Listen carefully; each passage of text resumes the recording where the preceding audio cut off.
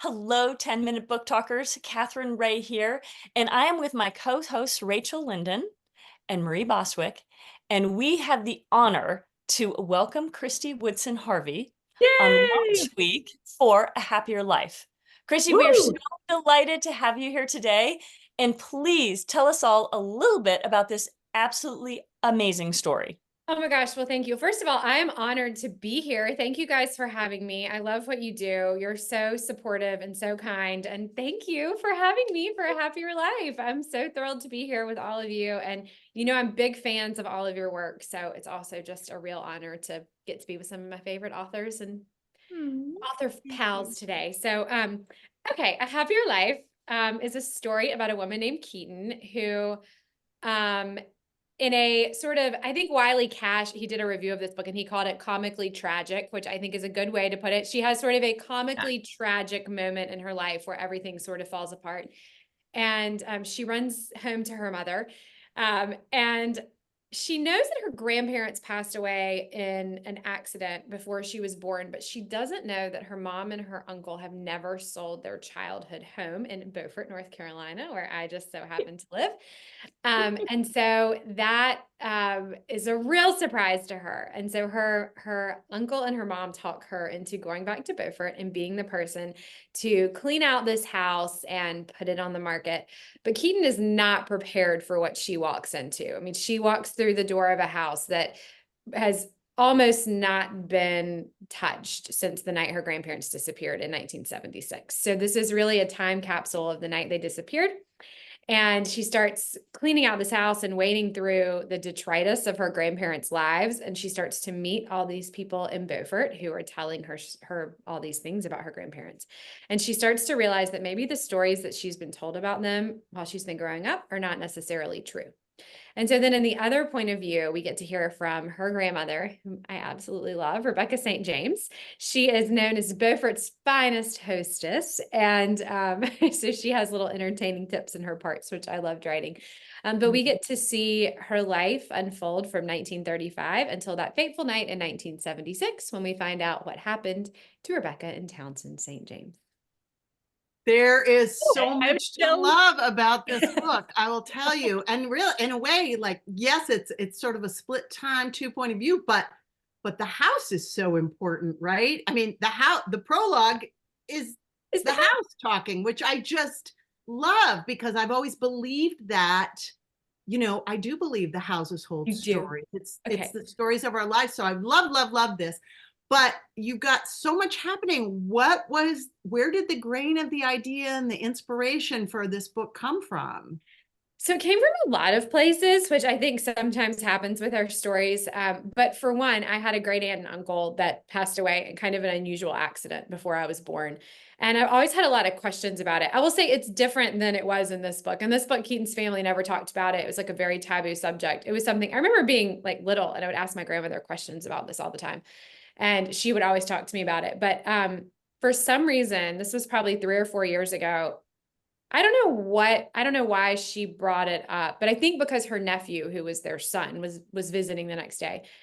And she said something about their accident. And then the next day, while he was there and I was there, he mentioned something randomly about the accident. And I had that whole body, like head to toe chills moment. And I thought, Yeah. what if what happened to them isn't what we think?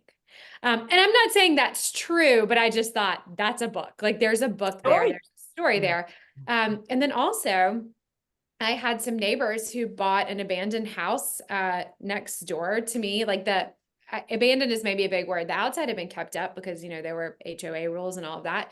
But the inside had been literally untouched for almost 50 years. And I was one of the first people to walk into that house after 50 years. And they had gotten in a fight at Thanksgiving around the table. And like the table was set, the turkey was petrified on the table. Like Like a there were great like, expectations moment. it Oh was my Miss gosh. Havisham all the way. It was Miss Havisham Oh. all the way. Yes, it was like, the wedding that wasn't, but this was like the Thanksgiving that wasn't. And there was, like newspaper out, and it was like you had literally just walked into a scene of someone's life from 50 years ago and it had been completely untouched. And at 10, I mean, I remember thinking it was weird, but it didn't strike me in the same way. And so those two things kind of converged, and I thought, okay, I think there's a story here. So I love that. And I gotta say too, I mean, the finest hostess in Beaufort, that's It's so that's a high bar. I've high been bar, there. right? A high bar to leap over. Especially in 1976. I mean, that's a Right? high bar. This is so everybody, you got to take notes of that. Sorry, Yeah. I went over my time, but this is all That's good okay. stuff. I'm excited. So, but I'm going to need a moment here because I got to tell you, Kristy, I have read all of your books. I have loved all your books. What the heck are you doing to me in this book? You have an element of suspense that you have never had that is riveting. You like, I got to tell you, you pulled out the stops. This is fantastic. Do not give it away. But how did this twist come about? Well, that's really sweet. Thank you for saying that. And especially because that was what I was most nervous about in this book. I knew there had to be a little bit of a twist here to make it really work out. And I didn't want to do it. And I tried to write the book without it. And then I wouldn't have wanted to do it either. Yeah, I didn't want to do it. I was like, I can't do it. I don't do this. This isn't what I write. I don't know how. It's too hard. And then so it was sort of like I didn't do it. And then I was like, well, I have to. And then I kind of tiptoed into it. And then I was like, no, you've either got to lean in or it's not going to work at all. Yeah. And so that's kind of where I ended up. I was like, all right, I'm just going to lean in and I'm going to go for it. So there is a little bit of a like mystery at the center of the story, but I also do feel like if on page 3, you're like, well, I know what happened, then that's okay. Like that's not the point of the story, exactly. you know? So not the point. It's definitely, it's my usual like family secrets, mothers, daughters, siblings, small towns. Like if you go in thinking, well, I know what happened, then like that's okay too. You know? Oh, it's true. You know what? I would agree with you. And if you go in and you figure it out early, it's, I would say, super satisfying because it just adds an element along with your amazing family story. Like you can have this both ways. Love it. So well done. Just absolutely well done. And I don't even think I had a question there. I think that was just a fangirl moment. Thank you. So sorry about that. No, it was so nice of you. Well, it is. We've been talking about it beforehand. She's like, oh my gosh, I can't wait to see what happens. Where's she going with it? So now we're all excited now because we all love your books. And now we're really excited. All right. Well, I'm curious because you are talking about a lot of big themes. You're talking about, I mean, there's so many things to love in this story. So many things that I'm going, ooh, I love that, love that, love that. But what's kind of the nugget that you want readers to put in their pocket when they walk away from the story? You know, there's so many things. Like, I think I say something different every time I answer this, but I think one of the big things is that finding out where you came from can help inform where you're going. And, you know, Marie, I feel like this was a really big theme in your last book, like finding out kind of, you know, about your past and about, you know, the people that came before does help us kind of figure out, you know, our next steps. And in this book, in a very literal sense, Rebecca St. James, the grandmother that Keaton never knew, truly does change her life in ways that she never could have imagined. And so I think we'll go with that for today.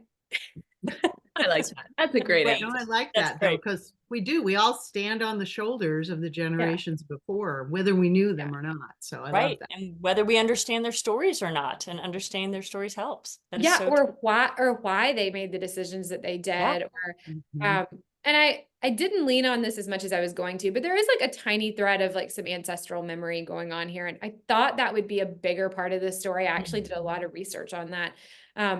And I don't think it's something that I really like dug into, but it's definitely there kind of in the background. Yeah. Well, before we let you go, we ask everybody, as you know, one last question. So Kristy, what is bringing you joy today? What is bringing me joy today is, I just told you ladies this, but A Happier Life is in the Brenda Novak box here. I'll hold it up again for everyone. Please do. But it's in the Brenda Novak box. And so they're delivering 900 of these to my house for me to sign. So thanks, Brenda. I love it. Bringing me a lot of joy today. I'm very excited. I hope you got little ice packs for your like a little K-tape. I did a signing with Nora Roberts one time, and she signs so many books that she has to like K-tape her arm. Yeah. Oh my goodness. I Maybe don't Like, have that a is problem goals, there. baby. It's I goals. would love to have that. Goals. No. That's Yeah, amazing. I so only that's- there was one book tour on which we actually ended up having to tape because there was a lot of signing day after day after day after day. Yep.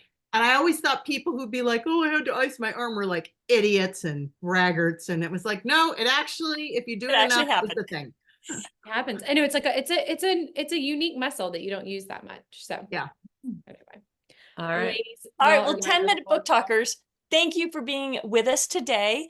It is launch of this extraordinary book, A Happier Life. Kristy, hold it up once more.